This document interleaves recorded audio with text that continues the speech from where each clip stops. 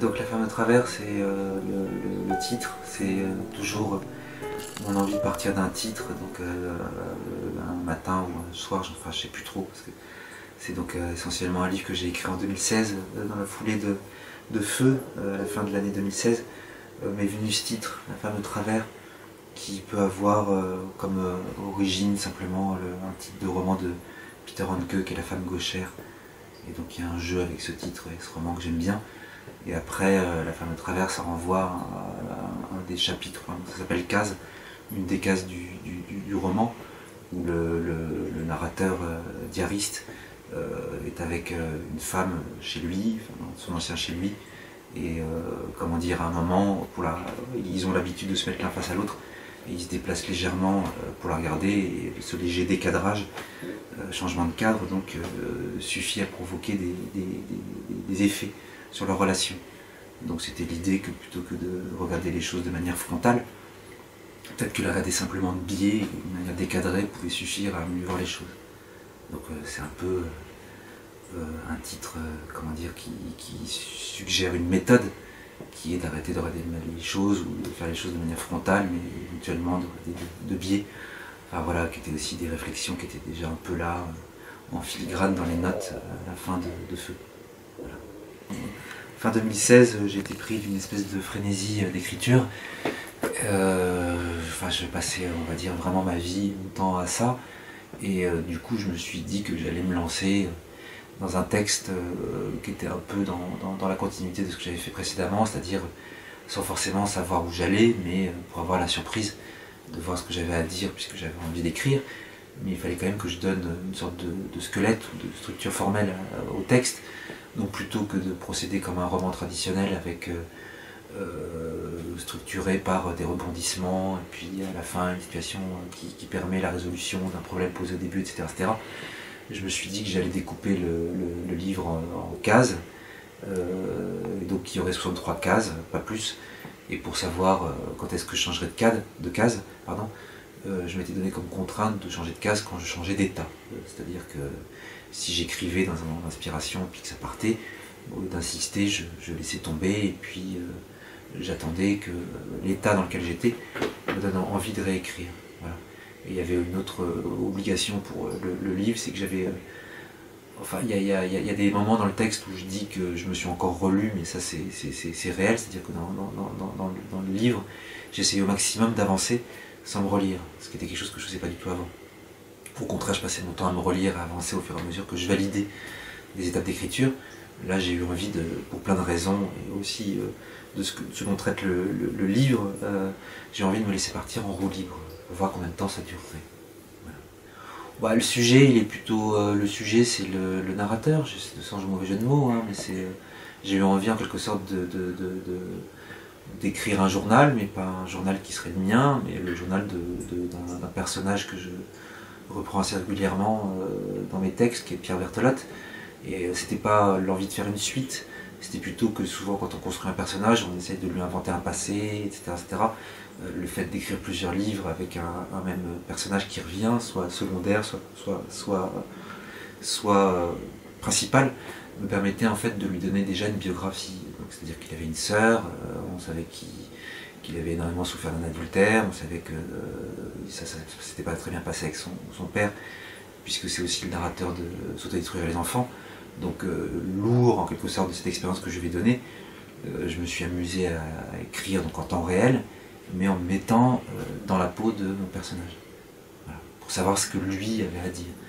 Ensuite le sujet, j'aurais envie de dire que c'est tout ce que je conserve du polar, c'est-à-dire que c'est essentiellement l'idée, enfin c'est le sujet, c'est un homme donc qui à notre époque, donc en 2016, se demande comment il va sauver sa peau et ses idées dans une société qu'il n'aime pas, qu'il n'estime pas.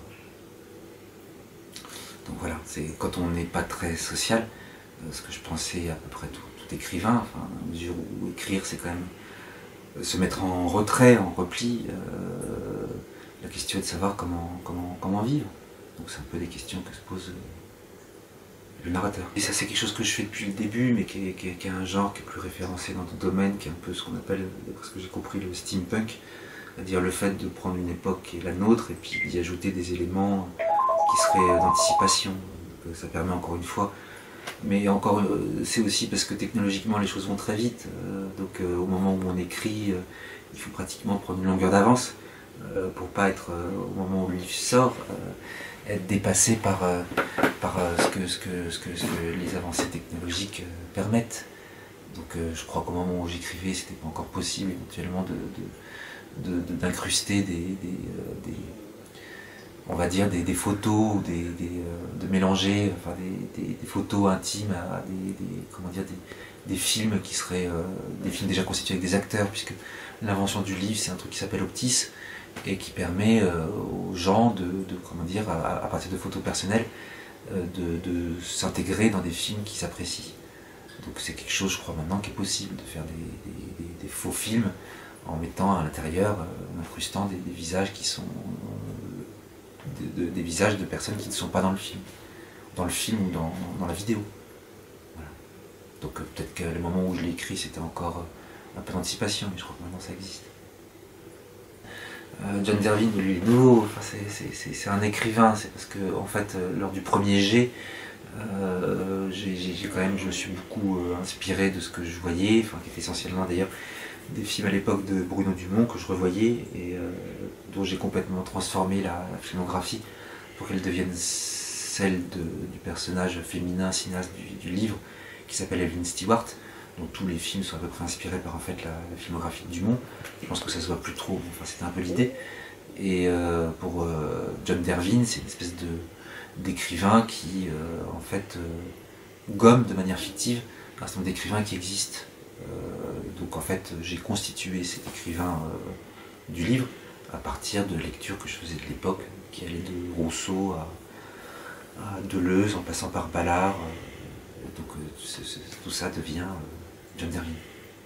Mais j'ai essayé d'être le plus fidèle en fait au premier jet, puisque c'était l'idée de base du livre, c'est-à-dire d'écrire dans un moment d'inspiration et aussi essayer de réfléchir au moment de l'écriture du livre à qu'est-ce qui pouvait l'aider ou qu'est-ce qui pouvait lui nuire. J'ai pas effacé toutes les traces de l'hésitation, ça fait partie du truc en fait. Ça part en fait, d'un point de vue de lecteur, c'est-à-dire que il y a beaucoup de romans que j'aime où en fait on ne s'interdit pas de penser, on ne s'interdit pas, enfin que ce soit, j'en sais rien, hein, mais si on prend Balzac, Proust, enfin, des grands romanciers, il y a des pages qui sont, sans doute au moment où il les écrit, qui peuvent apparaître comme abstraites. J'ai l'impression qu'il y a une forme d'autocensure dans le roman. On s'interdit de penser, considérant que la pensée, bah, c'est pour les essais, etc. etc. Donc à la fin d'histoires brèves et complètes, j'en étais arrivé à une forme d'épuisement de ma propre forme romanesque, puis de ce que j'avais à faire avec le polar et les reproches que je pouvais lui faire. À savoir que pour moi maintenant c'était un peu suranné de continuer à en faire parce que c'était devenu une forme de psychologie, enfin, on vit tous plus ou moins dans un polar avec des caméras, des machins, enfin, à surveiller. Donc dans Feu j'ai eu envie d'un peu éclater le cadre romanesque et là c'était l'idée d'aller plus loin et d'exploser carrément le cadre. Que c'est un roman, hein, puisque c'est une fiction, mais il n'y a plus de cadre effectivement, donc c'est quelqu'un qui passe son temps à changer de case, mais qui se déplace, mais essentiellement par rapport aux reproches qu'il a à faire à la société dans laquelle il vit, qui oblige les gens à être cadrés pour exister. Il n'y a pas d'existence tangible dans notre société, j'ai le sentiment, si elle n'est pas cadrée, représentée. Donc je crois que oui, c'est un sujet qui est un peu abstrait, mais je ne peux pas essayer sérieusement, j'ai envie de dire, de réfléchir à ce qui me déplaît fortement dans cette société, sans m'interdire de penser. Sinon, je vais dire quoi? Je vais dire c'est pas bien, je suis pas content, enfin, ce qui serait assez infantile. Donc j'ai essayé de me donner les moyens, enfin, en sachant qu'éventuellement ça ferait un livre dit exigeant, donc qui susciterait pas un enthousiasme délirant chez les médias, mais ça me semblait, enfin je sais pas, enfin oui, normal au fond, dans ce qu'on appelle la littérature, de faire un roman qui s'autorise à aller un peu ailleurs que dans la narration pure. Enfin, je suis très très loin d'être le premier à faire ce genre de choses. Donc ce qui peut être un peu déprimant, en tout cas pour moi, c'est d'apparaître particulièrement expérimental, par rapport à des choses qui au fond sont excessivement traditionnelles. Elles sont même multiséculaires. Si on prend justement la Divine Comédie, qui est un modèle, c'est un livre extrêmement complexe qui fait des allusions à des tas de choses. On n'est pas là à dire oui, voilà, ça fait partie des classiques. Donc je vois pourquoi le roman devrait arrêter tout ça, et puis juste se consacrer à sa petite vie, au récit de ses propres déboires. C'est quelque chose qui vraiment m'intéresse pas. Donc disons que c'est un texte que j'ai écrit dans un moment où je me suis dit je fais ça pour la beauté du geste en quelque sorte, j'ai plus rien à perdre, donc allons-y. Et donc c'est un livre que j'ai écrit sans trop me poser de questions sur sa réception.